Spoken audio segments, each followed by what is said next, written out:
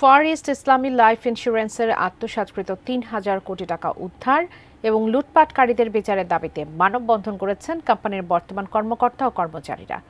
সকালে জাতীয় প্রেস ক্লাবের সামনে মানববন্ধন করে সেই টাকা উদ্ধার করে গ্রাহকের ১৫০০ কোটি টাকা পরিশোধ করার দাবি তুলে ধরেন তারা।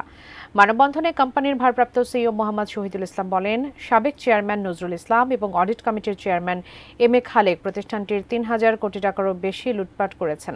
ফলে কোম্পানি বিমা দাবির ১৫০০ কোটি টাকা তারা পরিশোধ করতে পারছেন না। গ্রাহকরাও টাকা না পেয়ে বিপাকে পড়েছেন। অন্যদিকে বর্তমান কর্মকর্তা কর্মচারীরাও বেতন ভাতা পাচ্ছেন না। এমন বাস্তবতায় কোম্পানির কর্মকর্তা কর্মচারীরা এখন সেই আত্মসাৎকৃত টাকা উদ্ধার এবং এতে জড়িতদের বিচারের দাবি জানান।